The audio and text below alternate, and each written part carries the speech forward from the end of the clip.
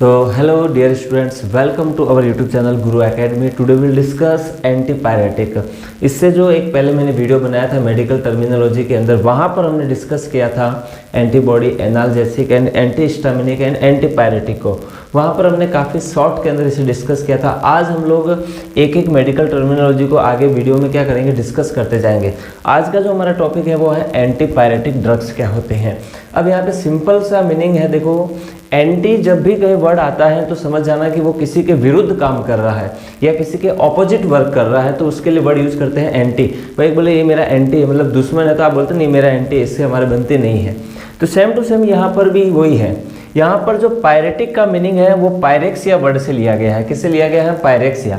और इसी पायरेक्सिया का मीनिंग होता है फीवर। और यहाँ पे लिखा है एंटी पायरेटिक, यानी कि पायरेक्सिया से वर्ड बन गया पायरेटिक, और पायरेटिक का मीनिंग हमें समझ में आ गया क्या है? फीवर।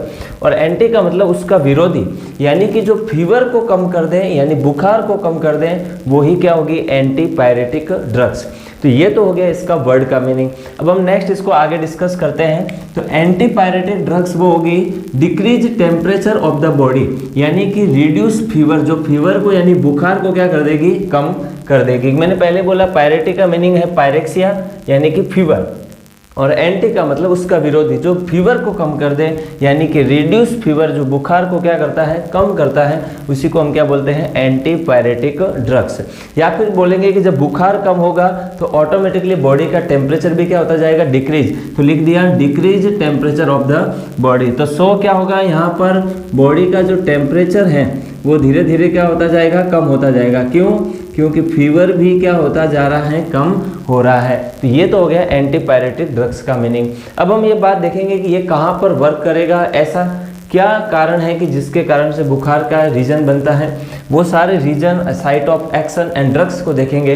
तो सबसे पहले हमारे को समझना जरूरी है पायरोजन को। किसको समझना जरूरी है? पायरोजन। अब ये पायरोजन वास्तव में रियल में है क्या, ये समझेंगे। पहले देखेंगे a substance typically produce by A bacterium. कोई बैक्टीरिया आपके बॉडी में एंटर हो गया, जैसे कि मान लो टाइफॉइड ही हो गया, तो टाइफॉइड में क्या है? साल्मोनेला टाइफी, वहाँ पे बहुत ज़्यादा फीवर तेज हो जाता है टाइफॉइड में। तो वहाँ जो बैक्टीरिया है साल्मोनेला टाइफी, वो आपकी बॉडी के अंदर क्या कर रहा है? टेम्परेचर को इंक्रीज करने, वो आपकी बॉडी के अंदर क्या कर रहा है? वर्क कर रहा है। अब जब वो अपनी ग्रोथ बढ़ा रहा है वहाँ पर, तो ऐसी कंडीशन में हमारी बॉडी क्या करती है? टेम्परेचर बढ़ाती है। क्यों? क्योंकि हमने इम्यूनिटी सिस्टम के अंदर पढ़ा है कि जो हमारी बॉडी टेम्परेचर बढ़ा रही है वो वास्तव में इस बैक्टीरिया की ग्रोथ को क्या कर रही है? स्टॉप कर रही है। तो यहाँ पे बोल दिया कि ये जो सब्सटेंस है वास्तव में या तो कोई बैक्टीरिया प्रोड्यूस करेगा, एंड विच प्रोड्यूस फीवर, जो क्या आगे करेगा? फीवर को प्रोड्यूस करेगा। एंड नेक्स्ट व्हेन इंट्रोड्यूस और रिलीज इनटू द ब्लड, और बाद के अंदर मैंने अभी बोला कि पायरोजन वो सब्सटेंस है या तो कोई बैक्टीरिया प्रोड्यूस करेगा, और जब ये बैक्टीरिया प्रोड्यूस करेगा तो बाद में उसको इंट्रोड्यूस या रिलीज कर देगा किसके अंदर? ब्लड के अंदर। और जब वो पूरी बॉडी के अंदर, ब्लड के अंदर रिलीज कर देगा उस पायरोजन को, तो ये पायरोजन आपकी बॉडी के अंदर क्या करेगा? विच प्रोड्यूस फीवर, आपकी बॉडी में फीवर को क्या करेगा? प्रोड्यूस करेगा। तो सबसे पहले समझ में आ गया कि बैक्टीरिया जो सब्सटेंस प्रोड्यूस करते हैं उन्हीं को हम क्या बोलते हैं? पायरोजन। समझ में आ गई बात। और वो बाद में क्या कर दिए जाते हैं? ब्लड के अंदर रिलीज कर दिए जाते हैं, और आफ्टर देन वो बॉडी के अंदर क्या प्रोड्यूस करते हैं? फीवर को प्रोड्यूस करते हैं। तो ये चीज आपको ध्यान देना है कि a substance typically produced by bacterium, जो बैक्टीरिया के द्वारा क्या किए जाते हैं? प्रोड्यूस किए जाते हैं। एंड विच प्रोड्यूस फीवर, जो आगे जाकर क्या करते हैं? फीवर को प्रोड्यूस करते हैं। अब नेक्स्ट आगे, ये जो पायरोजन है ये प्रोटीन और पॉलीसैकेराइड सब्सटेंस होते हैं। किसके बने हुए होंगे? प्रोटीन और पॉलीसैकेराइड के। इसके याद रखने की ट्रिप है 3P। 3P का मतलब है 1P का मतलब पायरोजन, P का मतलब प्रोटीन, और P का मतलब ये हो गया अपने पॉलीसैकेराइड सब्सटेंस। पॉलीसैकेराइड आप जानते हैं कार्बोहाइड्रेट होता है, complex carbohydrate. And next act on the, ये सबसे इंपॉर्टेंट पॉइंट है यहाँ पर, ध्यान देना कि ये जो पायरोजन है जो बैक्टीरिया ने प्रोड्यूस किया है, जो ब्लड के अंदर रिलीज होते हैं, ये बॉडी के कौन से ऑर्गन पे या कौन से टारगेट ऑर्गन पे जाकर के अपना एक्ट दिखाते हैं, तो वो कौन सा ऑर्गन होगा? Hypothalamus thermoregulatory centre. अब ध्यान देना, हाइपोथैलेमस को हम थर्मोरेगुलेटरी सेंटर इसलिए बोलते हैं क्योंकि ये बॉडी के टेम्परेचर को क्या करता है? मेंटेन करता है या रेगुलेट करता है। तो यहाँ पर एक क्वेश्चन आपके लिए और भी पिकअप हो गया है कि हाइपोथैलेमस जो है हमारी बॉडी के अंदर थर्मो रेगुलेटरी सेंटर होता है। कौन सा सेंटर होता है? Thermo regulatory centre. और ये जो पायरोजन है वास्तव में इसी थर्मो रेगुलेटरी सेंटर को क्या करते हैं? एक्ट करते हैं, वहाँ पर जाकर के अपना काम शो करते हैं। तो ये तो हो गया इसका एक्ट ऑन द, कहाँ पर जाकर के अपना एक्शन शो करते हैं। And next, release from bacteria. ये जो पायरोजन है ये कहाँ से रिलीज हो सकता है? एक तो बैक्टीरिया से या फिर वायरस से। एंड नेक्स्ट जो इंपॉर्टेंट चीज़ है वो है from destroyed cells of the body. Body की कोई अगर डेस्ट्रॉय सेल हो गई तो वो भी जो सब्सटेंस सीक्रेट करती है वो भी कई बार पायरोजन्स के हो सकते हैं। तो यहाँ पे बात समझ में आ गई कि ये जो पायरोजन है एक तो बैक्टीरिया के द्वारा प्रोड्यूस होते हैं, एक वायरस के through, and destroyed cells of the body, जो हमारी बॉडी की कोई सेल्स डिस्ट्रॉय हो चुकी हैं तो वहाँ से भी ये पायरोजन्स क्या होते हैं?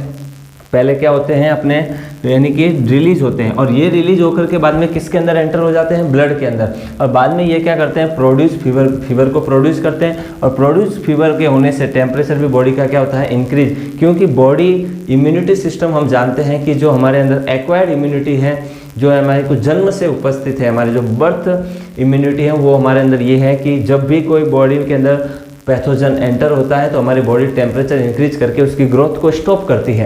तो यहाँ पर जब ये रिलीज होंगे ब्लड के अंदर तो हमारी बॉडी टेम्परेचर इंक्रीज करेगी और उनकी ग्रोथ को स्टॉप करने की कोशिश करेगी और हमें इम्यूनिटी प्रोवाइड करेगी। बट जब ज़्यादा हो जाती है इनकी ग्रोथ तब हमारी बॉडी का जो बर्थ इम्यूनिटी सिस्टम है वो क्या है? काम नहीं करता, और ऐसी कंडीशन में हमें क्या लेना पड़ता है? Antipyretic drugs. अब नेक्स्ट आगे बात करेंगे, ये जो सबसे इंपॉर्टेंट पॉइंट है कि ये जो पायरोजन है वास्तव में कर क्या रहा है? तो देखेंगे, they inhibit the heat sensitive neurons. जो हमारी बॉडी के अंदर हीट को सेंसिटिव न्यूरॉन्स, जो हीट को मतलब समझ सके, यानी कि कह सकते हैं सेंसिटिव पार्ट क्या होता है? जैसे कि ये, जैसे मैंने यहाँ पे टच किया तो मुझे फील हुआ, ये सेंसिटिव पार्ट है। तो हमारी बॉडी के अंदर जो हीट सेंसिटिव पार्ट होते हैं, जो थर्मो रेगुलेटरी सेंसर थाइमस में है, while stimulating the cold sensitive neurons. ये जो पायरोजन है ये इनहिबिट करते हैं। इनहिबिट का मतलब है रोकना या फिर ये बोल सकते हैं स्टॉप करते हैं। किसको? इसके सेंसिटिव पार्ट को, हीट सेंसिटिव न्यूरॉन्स को क्या कर देते हैं? रोक देते हैं, स्टॉप करते हैं उनकी। And while stimulating the cold sensitive neurons, जबकि कोल्ड सेंसिटिव न्यूरॉन्स जो होते हैं उन्हें क्या करते हैं? एक्टिव कर देते हैं। एक्टिव का मतलब है कि स्टिमुलेटिंग, उन्हें स्टिमुलेट कर रहे हैं कि आप अब जग जाओ, अभी तक सो रहे थे। कौन? Cold sensitive neurons. तो ये बोल दिया है कि जो कोल्ड सेंसिटिव न्यूरॉन्स हैं ये एक्टिव होंगे, और जबकि ग्रोथ को इनहिबिट किसको करेंगे? ये लोग हीट सेंसिटिव न्यूरॉन्स को। अब क्या होगा जब कोल्ड सेंसिटिव न्यूरॉन्स एक्टिव हो जाएंगे या फिर स्टिमुलेट होंगे तो आपको लगेगी ठंड। अब जब ठंड लगेगी तो ऑटोमेटिकली आपकी बॉडी क्या कर रही है? टेम्परेचर इंक्रीज कर रही है। सर्दी में, बुखार में क्या होता है? आपको ठंड लगती है, क्योंकि कोल्ड सेंसिटिव न्यूरॉन्स क्या हो चुके हैं? स्टिमुलेट हो चुके हैं। एंड थर्स इसके बाद क्या होगा? Resulting hypothalamus increase body temperature. और हाइपोथैलेमस जो है वो हमारी बॉडी का टेम्परेचर को क्या करता है? इंक्रीज करता है। तो ये सबसे इंपॉर्टेंट पॉइंट है यहाँ पर कि जो हीट सेंसिटिव न्यूरॉन्स को इनहिबिट करता है and the cold sensitive neurons को स्टिमुलेट करेगा, and thus hypothalamus increase body temperature. इससे हाइपोथैलेमस जो है वो बॉडी का टेम्परेचर क्या करेगा? इंक्रीज करेगा। किस लिए? कि वो चाहता है कि इस पायरोजन की ग्रोथ को मैं क्या करूँ? स्टॉप करूँ। नेक्स्ट आगे हम बात करते हैं कि ये साइट ऑफ एक्शन, अगर आपको पूछ लें कि पायरोजन्स कहाँ पर एक्शन करते हैं तो हम बोलेंगे सेंट्रल नर्वस सिस्टम, सीएनएस के अंदर जो हमारा डायनसेफेलॉन वाला पार्ट होता है जिसको हम फोर ब्रेन भी बोलते हैं। क्या बोलते हैं? Sorry, fore brain. तो ये जो फोर ब्रेन है डायनसेफेलॉन, उसके अंदर जो भाग होता है हाइपोथैलेमस, उसको ये क्या करता है? अफेक्ट करता है, क्योंकि हाइपोथैलेमस के अंदर ये थर्मो रेगुलेटरी सेंटर है, उसे जाकर के वहाँ पर अपना एक्शन शो करता है। अब हम नेक्स्ट बात करते हैं ड्रग्स की।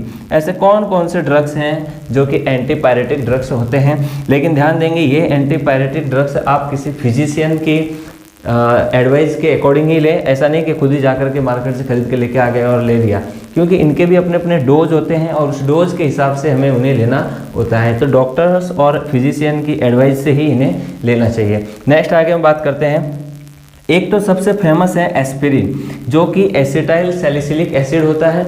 कुछ लोग इसे ये भी बोलते हैं एसिटाइल सैलिसाइक्लिक डेरिवेटिव एंटीपायरेटिक। तो ये भी बोल सकते हैं कि ये एसिटाइल सैलिसाइक्लिक डेरिवेटिव होते हैं। डेरिवेटिव मतलब उनसे बने होते हैं एस्पिरिन। नेक्स्ट है सबसे फेमस जो आप जानते हैं पैरासीटामोल, टाइलिनॉल। ये जो पैरासीटामोल है ये भी पैरा एमिनो फिनॉल डेरिवेटिव होते हैं, पैरा एमिनो फिनॉल डेरिवेटिव होते हैं, ये ध्यान देंगे। नाम से पता चल रहा है, पैरा का मतलब पैरा और ए का मतलब समझ जाएंगे एमिनो और फिनॉल डेरिवेटिव। और जो ये होती है एस्पिरिन, ये एसिटाइल सैलिसाइक्लिक एसिड के डेरिवेटिव्स होते हैं। नेक्स्ट है अपना एसिटामिनोफेन, क्या नाम है, एसिटामिनोफेन। एन है निमेसुलाइड, क्या नाम है इसका, निमेसुलाइड। और लास्ट में जो अपना है आइबुप्रोफेन एंड नेप्रोक्सेन। ये सारे जो हैं ये सारे क्या होते हैं, ड्रग्स होते हैं एंटीपायरेटिक, जो कि फीवर को रिड्यूस करने में यूज किए जाते हैं। और जो अपना एक ये है आइबुप्रोफेन, इनका प्रोनाउंसिएशन बड़ा मतलब कॉम्प्लिकेटेड है, मीनिंग में आप समझेंगे। इसको बोलते हैं एसिटामिनोफेन एंड नेमेसुलाइड और इसका जो है वो है आइबुप्रोफेन एंड नेप्रोक्सेन। तो ये जो अपना जो एंटीपायरेटिक ड्रग्स हैं ये आपको याद रखने हैं। मैंने स्टार मार्क जो किए हैं उनका ध्यान देना। Are generally safe for reducing fever in adults. अगर हम एडल्ट्स की बात करें यानी बड़ों के अंदर, तो जनरली क्या है, मेडिकल वाले उन्हें दे देते हैं, किस बेस पर, क्योंकि ये सेफ है। यानी यहाँ लिखा है generally safe for reducing fever in adults. कौन कौन से, aspirin, ibuprofen and naproxen and acetaminophen. Paracetamol भी ले लेते हैं, लेकिन पैरासीटामोल फिजिशियन की बेस में ले तो ज़्यादा बेस्ट रहेगा। इस तरीके से हमारा जो एंटीपायरेटिक ड्रग्स वाला जो टर्मिनोलॉजी होता है मेडिकल का, आज क्या होता है, कंप्लीट होता है। सो मिलते हैं नेक्स्ट वीडियो में। Thanks for watching. जय हिंद, वंदे मातरम।